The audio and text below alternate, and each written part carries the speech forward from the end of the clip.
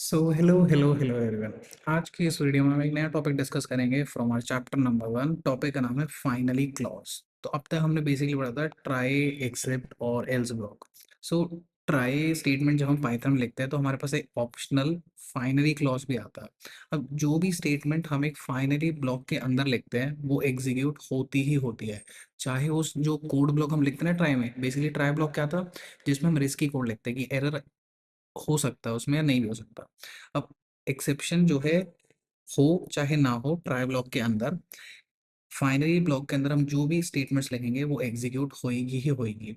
अब ये एक हमारी कॉमन प्रैक्टिस है कि हम फाइनली क्लॉज को लिखते हैं जब हम फाइल्स के साथ वर्क करते हैं, ताकि हम इंश्योर कर सके कि फाइल ऑब्जेक्ट जो है वो क्लोज हो गया। ठीक है। अब हम यूज करेंगे जब, तो फाइनली हमेशा ट्राई क्लॉज के एंड में प्लेस करना चाहिए, और जितने भी एक्सेप्ट ब्लॉक हैं या फिर एल्स ब्लॉक हैं उनके बाद। ओके। अब ये एक एग्जांपल है जिसमें हमें थोड़ा बहुत समझाया गया है कि फाइनली ब्लॉक को हम एग्जैक्टली लिखते कैसे हैं। सो इसमें एक नॉर्मल प्रिंट स्टेटमेंट है जो कि नॉर्मली प्रिंट हो रहेगी, handling exception using try except else finally. Okay. अब ट्राई ब्लॉक के अंदर हम ये कोड लिख रहे हैं, इसमें एक हम पहला वेरिएबल बना रहे हैं न्यूमरेटर नाम से जिसकी वैल्यू 50 है। नेक्स्ट वेरिएबल बना रहे हैं हम डिनोम नाम से, जिसमें हम यूजर से इनपुट ले रहे हैं कि हमें डिनोमिनेटर दो, और उस इनपुट को हम इंटीजर में कन्वर्ट कर दे रहे हैं। अब थर्ड एक वेरिएबल बना रहे हैं क्वेश्चन, जिसके अंदर हम स्टोर कर रहे हैं इन दोनों का जो भी हमारा डिवाइड करके क्वेश्चन मिलेगा। और इसके बाद प्रिंट कर रहे हैं हम डिवीजन परफॉर्म सक्सेसफुली। इस लाइन को जैसे ही हम फोर्थ लाइन को हम स्क्रीन पे देखेंगे तो हमें पता लग जाएगी डिवीजन परफॉर्म हो गई। अब नेक्स्ट, इन केस अगर यहाँ पे सेकेंड लाइन में यूजर जीरो अगर एंटर कर देता है तो as a zero as a denominator division नहीं कर सकता। तो इसके लिए हम एक्सेप्ट ब्लॉक के अंदर जीरो डिवीजन एरर नाम से एरर या फिर एक्सेप्शन डाल रहे हैं। अगर ये एक्सेप्शन हिट होगा तो ये वाली स्टेटमेंट एग्जीक्यूट हो रहेगी, denominator as value as zero is not allowed. अगर कुछ और इंटीजर से कुछ और डालता है वो, तो वैल्यू एरर देखने को मिलेगा। उस केस में only integers should be entered, ये आ जाएगा। और हम एट लास्ट एल्स ब्लॉक में लिख रहे हैं the result of division operation is, और उसके बाद हम प्रिंट कर दे रहे हैं क्वेश्चन वेरिएबल। अगर कोई भी एरर या एक्सेप्शन रेज नहीं होता तो एल्स ब्लॉक हमारा एग्जीक्यूट हो जाएगा। और चाहे कोई भी एरर आए चाहे ना आए, हमें लास्ट में फाइनली ब्लॉक देखने को मिलेगा स्क्रीन पे, जिसके अंदर हम प्रिंट कर रहे हैं over and out. Okay. Next, हम रिकवर और कंटिन्यू कैसे कर सकते हैं फाइनली क्लॉज के साथ। तो अगर कोई भी एरर अगर डिटेक्ट होता है एक ट्राई ब्लॉक के अंदर, तो एक्सेप्शन बेसिकली क्या होता है, वो थ्रो हो जाता है। अब जो अप्रोप्रिएट एक्सेप्ट ब्लॉक हम लिखते हैं, अप्रोप्रिएट एक्सेप्ट ब्लॉक मतलब जहाँ पे वो स्पेसिफिक एक्सेप्शन हमने मेंशन करा है, वो अप्रोप्रिएट एक्सेप्ट ब्लॉक जो है एग्जीक्यूट होगा ताकि उस एरर को हैंडल कर सके। बट अगर एक्सेप्शन हैंडल नहीं करी जाती किसी भी एक्सेप्ट क्लॉज से, तो उसे हम रीरेज करते हैं उस एक्सेप्शन को आफ्टर हम फाइनली ब्लॉक को एग्जीक्यूट कर दें। तो ये जो हमारा एग्जांपल है 1.4, जिसमें हम सिर्फ एक्सेप्ट ब्लॉक लिख रहे हैं फॉर जीरो डिवीजन एरर।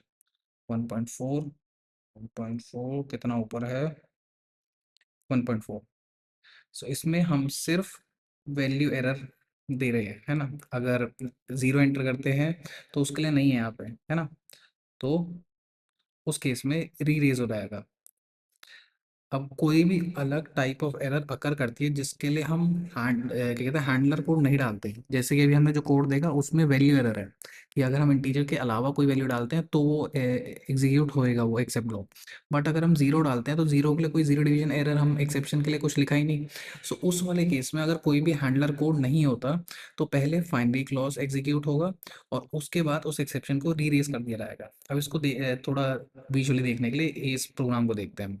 इसमें सबसे पहले हम प्रिंट करें practicing try block. Try block के अंदर ये चार लाइन है सेम, न्यूमरेटर, डिनोमिनेटर, क्वेश्चन और प्रिंट की डिवीजन परफॉर्म सक्सेसफुली। अब हम यहाँ पे सिर्फ एक एक्सेप्ट ब्लॉक डाल रहे हैं, किसके लिए, zero division error. In case अगर हम जीरो डालते हैं तो ये वाला हैंडलर कोड जो है एग्जीक्यूट होगा, हमारे पास स्क्रीन पे आएगा denominator as zero is not allowed. उसके बाद एल स्टेटमेंट, जो रिजल्ट है डिवीजन ऑपरेशन का वो ये है क्वेश्चन, और print over and out. Okay.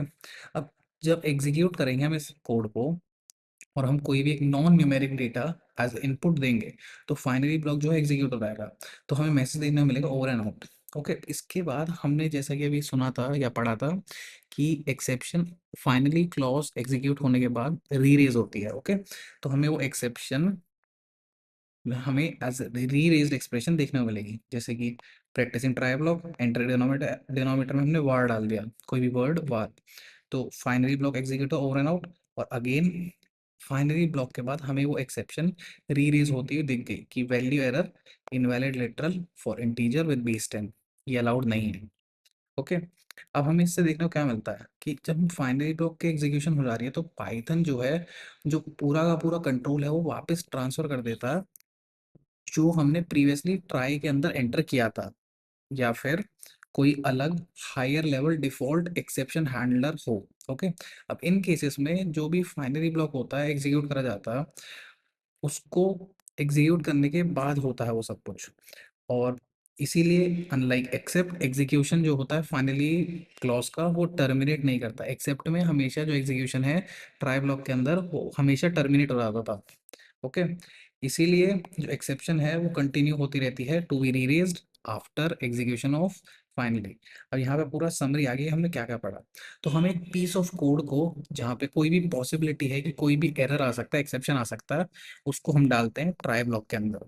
और हर एक एक्सेप्ट क्लॉज के अंदर हम डिफाइन करते हैं हैंडलर कोड जो कि हैंडल करते हैं कोई भी एक एक्सेप्शन जो मैच करे उसको, है ना, जो भी रेज करी जाती है ट्राई ब्लॉक के अंदर। हम ऑप्शनली एल्स क्लॉज भी डालते हैं जिसमें कोड होता है जो कि एग्जीक्यूट होएगा अगर कोई भी एक्सेप्शन रेज नहीं हुआ। और ऑप्शनली हम फाइनली ब्लॉक डालते हैं जिसमें कोड होता है जो एग्जीक्यूट होता है इरिस्पेक्टिव की एक्सेप्शन अगर करता है या नहीं करता। So this was all. Try is equal to अब रिस्की कोड, इसके बाद एक्सेप्ट टू हैंडल एरर, उसके बाद else optionally to check if the code is working right, like no exception. इसका finally will act uh, if there is an error or not. It is a stubborn code, we can say that. Okay, so ये आपका छोटा सा एक summary हो गई इन चारों के लिए। ओके, सो इस वीडियो के लिए इतना ही था। नेक्स्ट वीडियो हम एक नया चैप्टर स्टार्ट करेंगे। So for this video thank you, see you, tata, bye bye, and I will see you on in the next one.